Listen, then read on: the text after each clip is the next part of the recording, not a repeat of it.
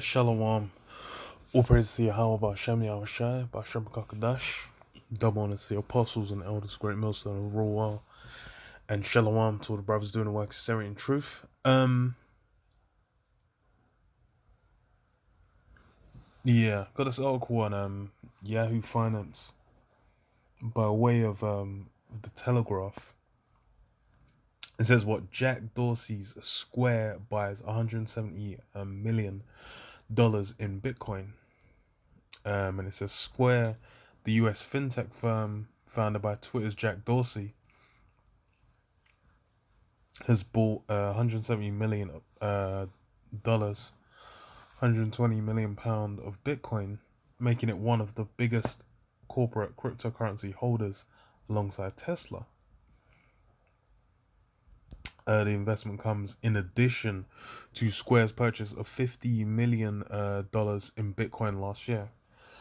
So they were already invested in Bitcoin to an extent.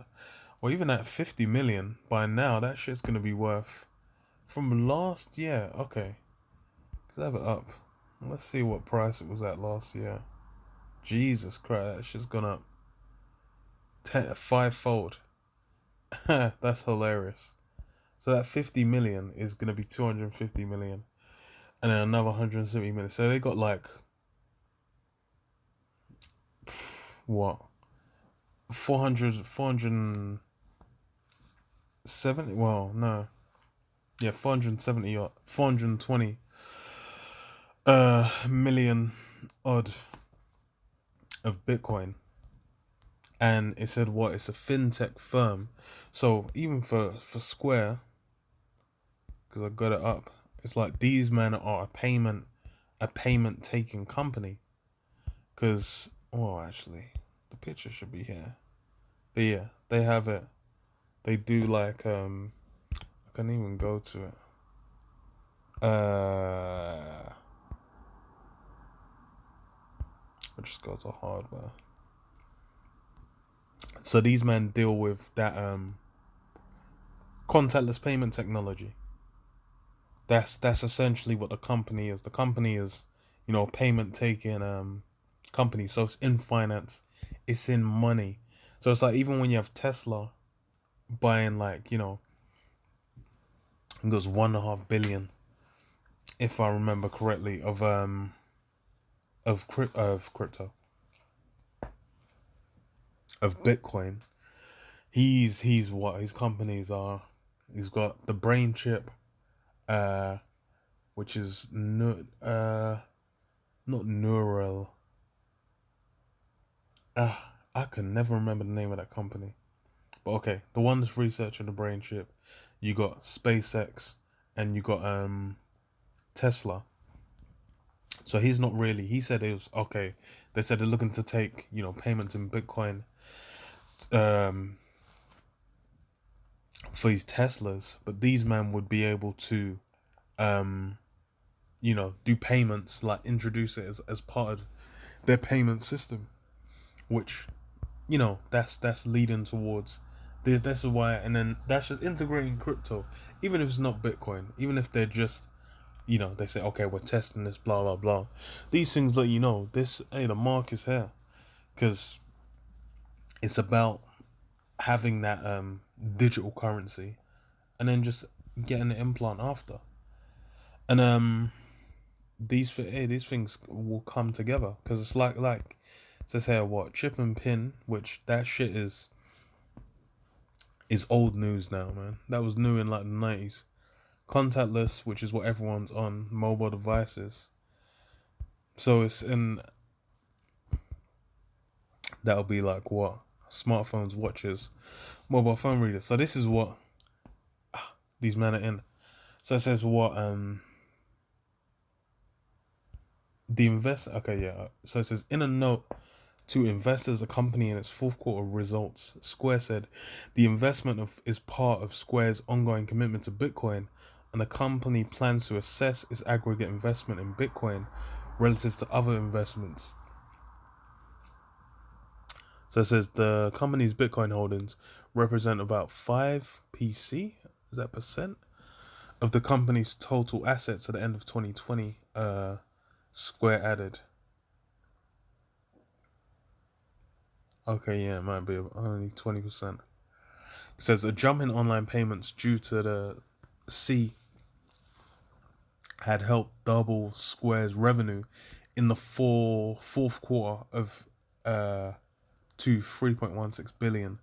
Corporate interest in cryptocurrency has surged, helping to push up the digital coin's price, attracting the Bank of NY Mellon Core Corp and MicroStrategy. The price of Bitcoin plunged on Monday and Tuesday, wiping $10,000 from its value after Janet Yellen, U.S. Treasury, called the coin highly speculative and inefficient for transaction.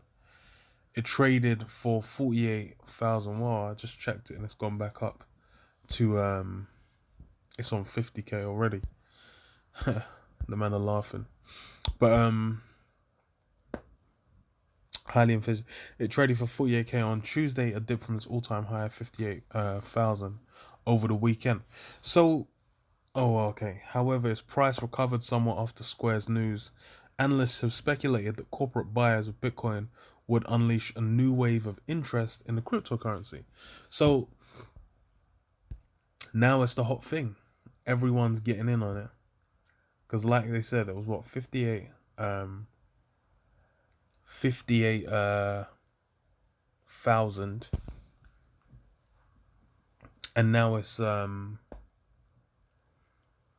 it dipped, but now it's already on the way back up. It's already up to 50k. So if you go on a day, even today, and it's even gone down from today, so it was higher, but everyone's jumping on it, man. It's the big in thing. Everyone's getting involved. Everyone's trying to make some money off it, and it's basically prompted, like I did a video before. The US said they're gonna be looking into it. Russia's looking into it.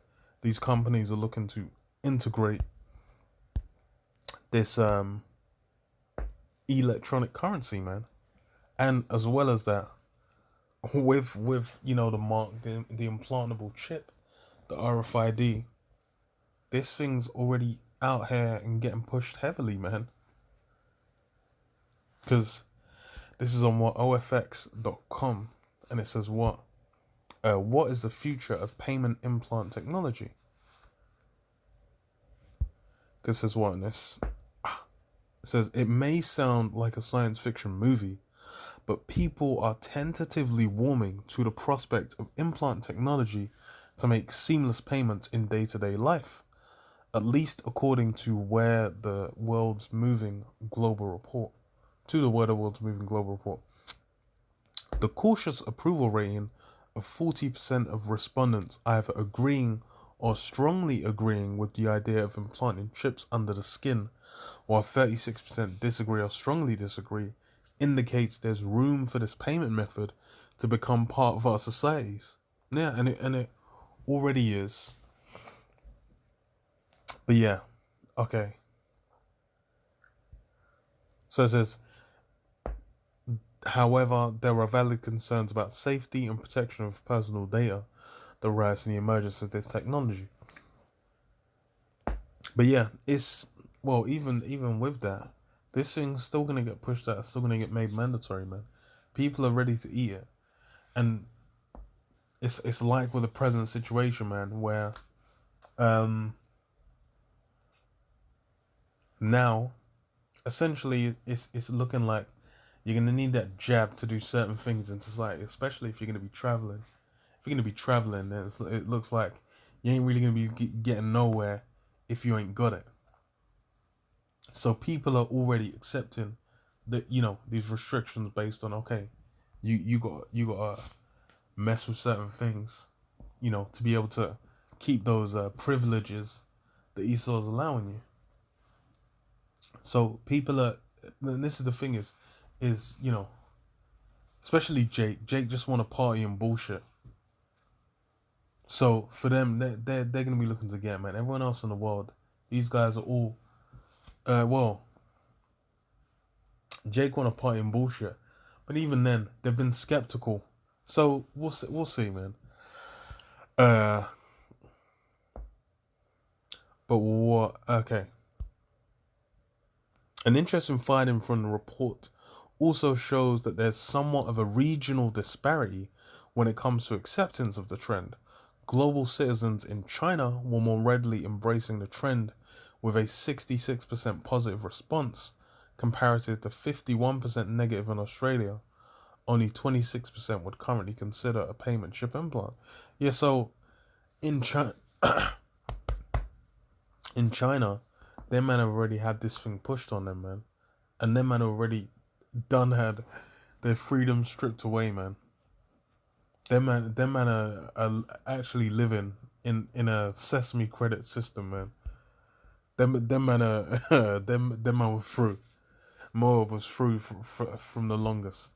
So there you've had these things pushed out, and it kind of runs like the prototype that then you then see adopted on a wider scale. Because I think they already have it where you have the combined. Because I know South Korea does it where it's like your ID is combined with like I believe your bank account, even your phone number, all these things is linked to like together. I don't know if it's linked with your bank account, but it's like certain bills that you'll get, you'll only be able to get like it's like I think phone contracts.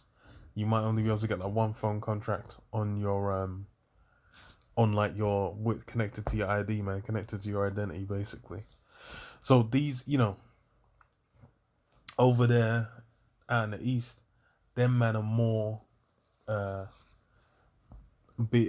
man are accepting these things more, and they've had these things pushed on them, to a further scale than what you've had accepted here in the West. Okay, so it says what?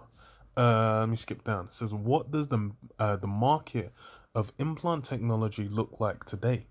Free Square Market in the US recently offered their employees the ability to receive tiny RFID implants in their hands for free as part of a chip party.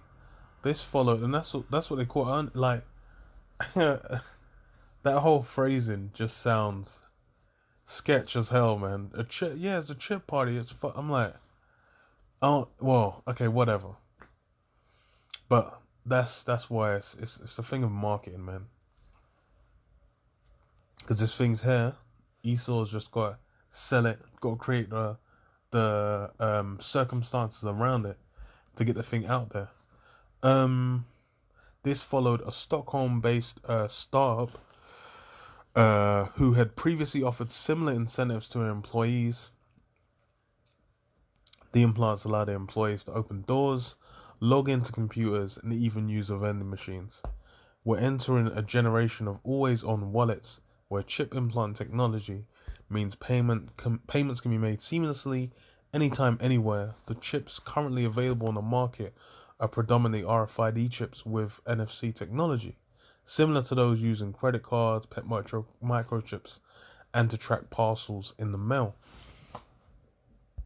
So you've already got it implemented, and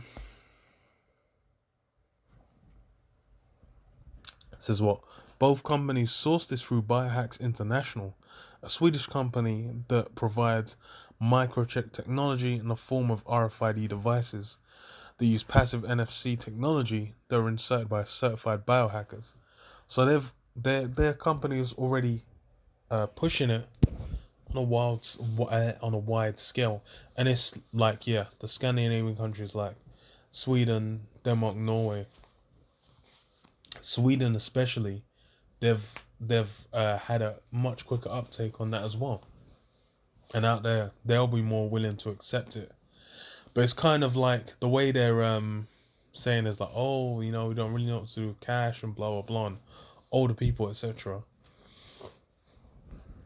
But hey, regardless, this thing's it's here. It's being implemented, and and it links up with the the rise of crypto that you've kind of had. Because like I was on it before. It's actually mad how much that shit went up over the course of a year. Where's it gone? BTC.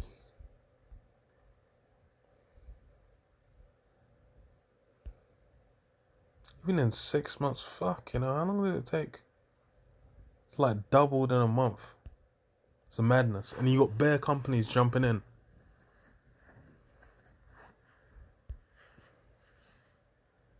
Yeah, it's insane.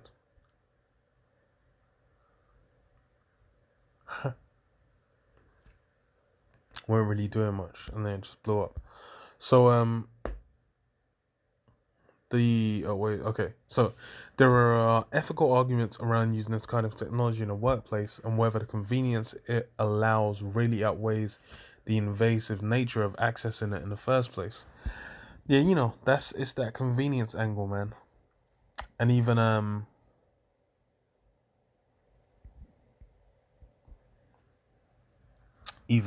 what was it? There was something I was looking at earlier where it was who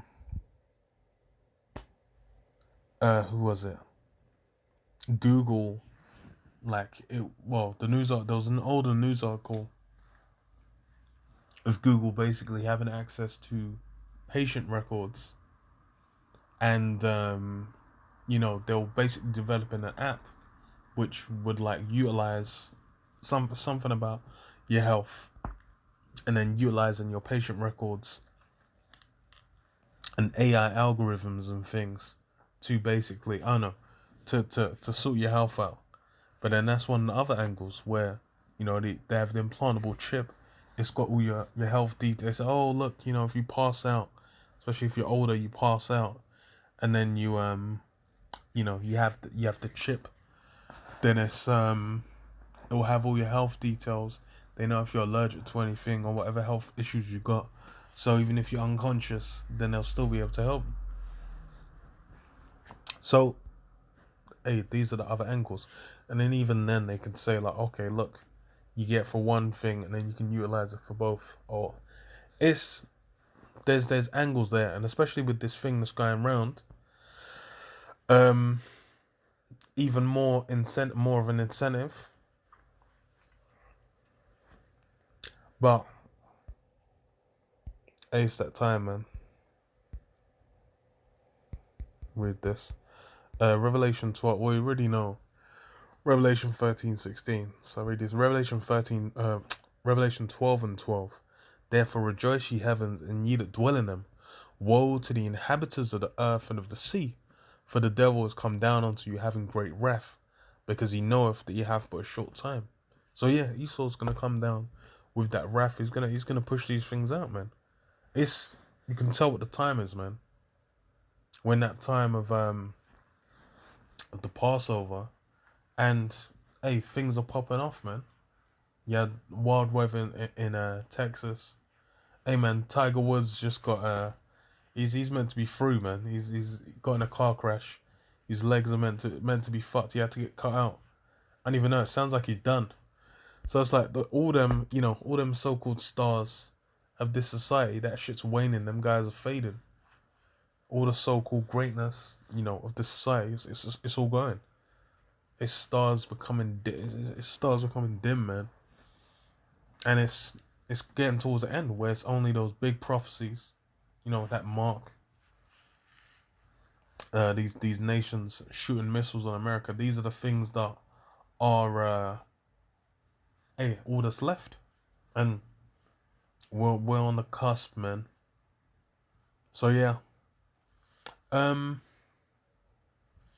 yeah, I'll leave it there. Shalom, Yabashim Yashai Bashim Bakakadash Bakata. Shalom.